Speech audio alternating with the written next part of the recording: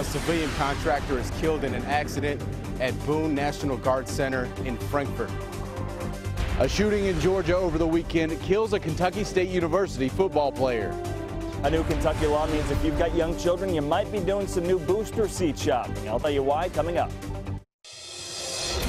Tracking, alerting, protecting. WKYT News starts now with breaking news. Good afternoon. A death investigation underway right now on the University of Kentucky campus. A driver noticed a body on the roof of a building on North Limestone. WKYT's Kristen Kennedy is live at the scene with what we know right now. Kristen? Jennifer, here's what we know so far. A woman was walking past a building on UK's campus. She noticed a man who seemed like he wasn't responding on the roof of one of those buildings. So she called police. Police came out here and we're told that officers determined that man was unresponsive. They called fire crews out. When fire crews arrived, they had to use special ropes. They used a different rope system to get his body down off of the roof. Fayette County coroner was called out here shortly after, and the coroner has taken that body back to his office. He says it's too soon to know just how long that body has been on the roof, and he is working to uncover an identity. A lot of officers, a lot of individuals have already left the scene. We're going to stay out here and try and figure out just how much more information we can bring you. For now, we're live in Lexington. Kristen Kennedy, WKYT. Okay, Kristen, a lot of questions still to come. Thank you very much. A construction accident has killed one man and seriously injured another man at the Boone National Guard Center in Frankfort. Officials say a snorkel boom lift collapsed. WKYT's Sam Smith has the latest on the investigation. It's our top story at 5. What happened this morning is still under investigation, but officials say it was an accident, though. They say it was around 11:45 this morning when a civilian contractor was killed while working here at Boone National Guard Center. Another person was injured in the same accident. Officials with the National Guard say a snorkel boom collapsed. They say the boom fell and killed the worker. The other worker was airlifted to UK Medical Center with injuries. Officials say the contractors were working on an aircraft hangar. They were using the boom to install siding on that structure. No further details are available at this time. The names of the victims are being withheld until family notification. Now, officials say they're still trying to determine what caused this accident. In Frankfort, Sam Smith, WKYT. The Kentucky Labor Cabinet is investigating the accident. Students, faculty, and staff on the campus of Kentucky State University are mourning the loss of one of their own. 19-year-old Wally Clanton was shot to death as he was leaving a graduation party Saturday night outside of Atlanta. WKYT's Victor Puente has been tracking the tragedy. The young man who was killed was a walk-on here for the Thoroughbreds. School officials tell me he would have been a sophomore next year, but he died over the weekend when 5 teenagers were shot at a pool party. 19-year-old Wally Clanton was one of more than 200 people who were at a graduation pool party Saturday night. It was on Highway 279 south of Atlanta, and witnesses say it ended around midnight when a man began accusing people at the party of putting drugs in his daughter's drink. That's when a security guard shut the party down. As all the people were leaving, shots were fired and 5 people were hit, including Clanton. Other people at the party tried to save him. Why? I just want to know why. Like, I just went on Twitter and saw his graduation photo. He probably just graduated. The football player grew up in Florida. His family was visiting Georgia. His high school coach said he doesn't understand why anyone would have targeted Clanton. He always told me, Coach, I'm going to try my best, I'm going to do my best, I'm going to stay in shape, and I'm going to believe that I can do it, and that's the way he was. He was just high-spirited, and we're going to miss him. The 4 other teens who were hit had non-life-threatening injuries. So far, police haven't made any arrests or named any suspects. In Frankfort, Victor Puente, WKYT. A KSU spokesperson said that no one from the athletics department was available just yet to make a comment. One of 2 drivers injured in a weekend crash in Lexington has died. The Fayette County coroner identified the victim as 43-year-old Brent Wallenberg of Lexington. His car and another car collided last night on Military Pike at James Lane. The other driver was taken to the hospital with non-life-threatening injuries. Police say the sun and the winding road might have been factors in the crash.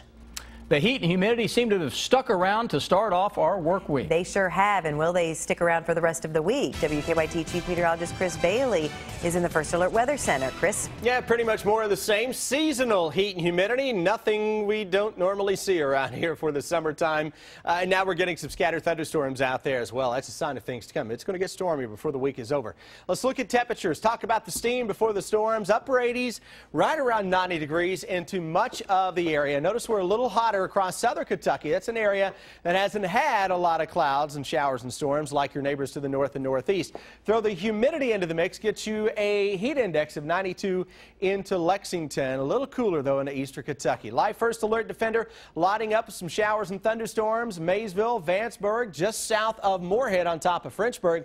Not so much across the Lexington metro, though you look to your southwest toward Nicholasville. A little shower getting ready to push across parts of Jessamine County. Overall, our flow continues to come at us from the southwest, where something tropical is trying to pop here in the Gulf of Mexico. Guys, coming up in a few minutes, we're going to track whatever that is into the bluegrass state, at least the potential for some of that moisture in about 10 minutes. Chris, thank you. 2 teenagers in North Carolina are recovering after losing limbs in separate shark attacks along the same stretch of beach on Sunday. Kenneth Craig has the latest. This 13-year-old girl, seen here, lost part of her left arm and was bitten on her left leg. A shark attacked her in waist-deep water 20 yards offshore in Oak Island, North Carolina. It looks like her entire hand is gone. Just 2 miles away and less than 90 minutes later, a 16-year-old boy lost his left arm. His arm is gone. He was still coherent, took it clean off. Investigators say it's unclear if the same shark attacked the 2 teens. Surgeons had to amputate both victims' left arms. Officials say strangers nearby may have helped save their lives. Our bystanders that were on the beach with both of these patients did very quick first aid the correct way. A third victim, a 13-year-old girl, was bitten 30 miles away in the same county last Thursday, but escaped with cuts to her foot. Her boogie board took the brunt of the attack. Sheriff's deputies are looking for sharks along the coastline with helicopters and boats. It is out of the norm for this area. Beaches remain open, but community leaders caution people to be alert. Kenneth Craig, CBS News, New York. And that beach is just south of Wilmington. Both teenagers attacked on Sunday are in stable condition. Oak Island does not have lifeguards on the beach. Back in Kentucky, a man is in jail in Frankfort accused of fighting with a Franklin County Sheriff's deputy. According to the police report, Jonathan McGrew was spotted riding a motorcycle with no eye protection. Police say he also had a child on board who was not wearing a helmet. After the deputy stopped him, McGrew allegedly tried to take off and then punched him. McGrew is facing numerous charges, including assault, endangering a minor, and failure to report to jail in Bullitt County on a previous charge. In Pulaski County, nearly 20 suspected drug dealers were arrested this morning. Police say they targeted heroin dealers and arrested 18 people wanted on district court warrants for trafficking. The arrest came after a 4-month investigation by the Narcotics Division of the Sheriff's Office. The sheriff says the roundup is the result of an increased enforcement in what has become the new drug of choice for offenders. Heroin is becoming more prevalent in all of Kentucky as it is over most of the United States. So shortly after I came in office, we found the need that we needed to really focus on getting some of these heroin dealers and distributors off the streets. The General Assembly passed a bill earlier this year making importing heroin into Kentucky with the intent to distribute or sell it punishable by up to 10 years in prison. New requirements are set to go into effect later this month regarding booster seats for children. Kentucky Governor Beshear signed the bill into law this morning. Our Sean Moody has more on what this will mean for parents and children moving forward.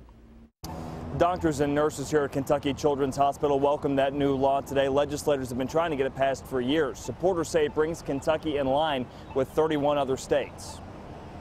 Starting June 24th, children younger than 8 and 57 inches or shorter need to be in booster seats. The old law included children 7 and younger who were 50 inches and shorter. A kid was sitting there in an adult seat belt, that those belts would be up on their neck, on that soft tissue, causing injury when that belt tightens down in a crash. We knew that there was more that could be done to protect that particular size and age children. Sherry Hannon is the Fayette County Safe Kids coordinator and a nurse. She said her organization has been working with legislators for a long time. This has probably been about a 3 to 4 year process of trying to get the law improved, but it's been many years that we've worked with different legislators and to try to get a better law, the best law that's going to protect Kentucky kids. The legislature passed the bill back in March. Governor Steve Beshear ceremonially signed it at Kentucky Children's Hospital today. To think that we have done something to better protect them, to reduce injury, to reduce the chance of a fatality is huge. And Kentucky's Office of Highway Safety says using those booster seats reduces the risk of injury by 60% over a seatbelt alone. In Lexington, Sean Moody, WKYT. And the penalty for not following the law is a $30 citation. If you're cited, you can buy a booster seat instead of paying that fine. UK has the prison employee now charged with helping 2 murderers escape from a maximum security prison in northern New York appeared in court today. Authorities say Joyce Mitchell provided hacksaw blades and other tools the inmates used to cut their way out of the prison last week. Prosecutors say she also agreed to be their getaway driver, but backed out at the last minute because she felt guilty. Mitchell waived her preliminary hearing. This is the 10th day the 2 escapees have been on the run. UK has a new office that will be home to issues related to the LGBT community. New Director Lance Poston tells our Jordan Valines why there's a need for this office on campus and how the university as a whole can benefit from it. The university's forefathers probably didn't foresee the need for an office for the lesbian, gay, bisexual, transgender community. Well, times have changed, and campus leaders have chosen this man, Lance Poston, to head up the new office on LGBT. We recognize that there are multiple identities represented in this acronym, and that we're not sort of encapsulating all of the diversity of the folks we're serving. Poston has a background in women's gender and sexuality studies from Ohio University. His plan is to educate, advocate, and build community relations about LGBT issues. What we really want to focus on primarily as an office is celebrating what it means to be a campus that is inclusive. Right now, university leaders don't know how many students it has that would be identified as LGBT, but Poston says these new offices are a national trend, and it's needed right here. Culturally diverse and complicated learning environments strengthen educational experiences. The new office will focus on increasing visibility and support on campus while decreasing marginalization.